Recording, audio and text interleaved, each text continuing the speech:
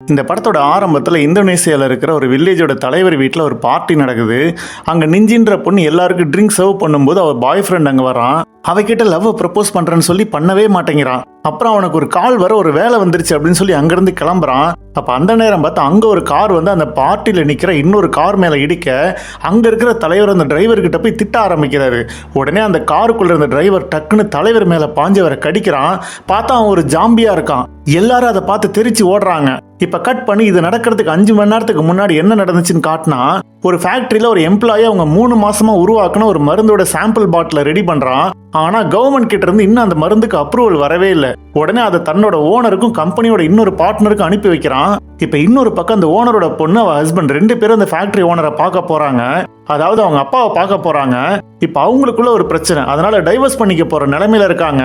அவங்க 2 பேத்துக்கு ஒரு குட்டி பையன் இருக்கான். இன்னொரு பக்கம் பார்த்தீங்கன்னா அந்த பொண்ணோட அப்பா, அதாவது அந்த ஃபேக்ட்ரி ஓனர் கம்பெனி லாஸ்ட்ல ஓடுறதுனால அந்த ஃபேக்டரியை வித்தரலாம்னு முடிவு எடுத்திருக்காரு. ஆனால் அதுல இருந்து காசு வரும்ல, அதை வச்சு நம்ம டைவர்ஸ்க்கு அப்புறம் வாழ்ந்துக்கலாம்னு இவங்க 2 பேரும் பிளான் போட்டிருப்பாங்க. அதே சமயம் அந்த பொண்ணோட அப்பா அவளோட க்ளோஸ் ஃப்ரெண்டு கேட்ரினா அப்படிங்கிற பொண்ணையை கல்யாணம் பண்ணியிருந்திருப்பாரு. அது இவளுக்கு பிடிக்கல.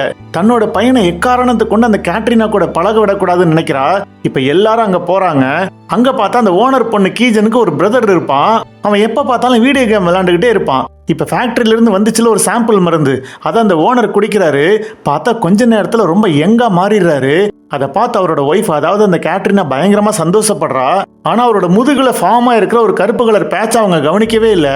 இப்ப அவர் தான் பொண்ணுகிட்ட, நான் இப்ப அந்த ஃபேக்டரி விற்க போறது இல்ல, ஏன்னா இப்ப ஒரு புது மருந்து கண்டுபிடிச்சிருக்கோம், இது பயங்கரமா சேல்ஸ் ஆகும்னு சொல்ல எல்லாருக்கும் ஷாக் ஆகுது. அந்த மருந்துக்கு பேர் தான் அந்த எலக்சீர். ஆனா கொஞ்ச நேரத்துல அவர் கழுத்துல ஏதோ ஒரு இன்ஃபெக்ஷன் வர அவருக்கு உடம்பு சரியில்லாம போகுது. உடனே ஆம்புலன்ஸ்க்கு சொல்றாங்க. ஆனா அவங்க அப்பா அதுக்குள்ள ஒரு ஜாம்பியா மாறுறாரு. அங்க வந்து ஒரு சர்வெண்ட்டை கடிக்கிறாரு. இதை பார்த்து எல்லாரும் தெரிச்சு ஓடுறாங்க. ஒரு கட்டத்துல அவரோட பையனே சுட்டு கொள்றான்.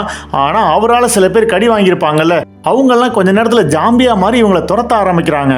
அதுல கடிப்பட்ட ஒருத்தன் தான் எஸ்கேப் ஆகி கார்ல வரும்போது இந்த பார்ட்டில வந்து ஒரு காரோட மோதி அந்த வில்லேஜ் தலைவரை கடிச்சிருப்பான். இப்ப பாத்தீங்கன்னா அந்த வில்லேஜ் தலைவர் ஒரு ஜாம்பியா மாறி எல்லாரையும் துரத்த அந்த லவ்வர்ஸ் முதற்கொண்டு எல்லாரும் தெரிச்சு ஓடுறாங்க.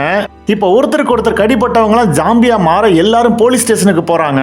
அங்க ஓனரோட பொண்ணு, சின்ன பையன், இன்னும் சில பேர்லாம் இருக்க அந்த ஜாம்பிங்க எல்லாம் போலீஸையும் விட்டு வைக்கல. இப்ப அந்த போலீஸும் சேர்ந்து ஒருத்தர் மாத்தி ஒருத்தர் அந்த ஜாம்பிங்க கிட்ட கடி வாங்கி அவங்களும் ஜாம்பியா மாற கடைசியில பாத்தீங்கன்னா ஓனரோட யங் ஒய்ஃப் கேத்ரினாவும் அந்த சின்ன பையன் மட்டும்தான் தப்பிக்கிறாங்க. இப்ப கட் பண்ண அந்த கம்பெனியோட இன்னொரு பார்ட்னருக்கு அந்த சாம்பிள் மருந்து அனுப்பி வச்சாங்கல்ல, அந்த லேடி அதை டெஸ்ட் பண்றதுக்கு குடிக்கிறாங்க. உடனே அவங்க ஹஸ்பண்ட் அதை பார்த்து ரொம்ப சந்தோஷப்படுறாரு. அப்படிங்கிற மாதிரி இந்த படத்தை முடிக்கிறாங்க. இதுக்கப்புறம் என்ன நடக்க போகுது அப்படிங்கிறது நம்ம எல்லாத்துக்கும் தெரியும் தானே.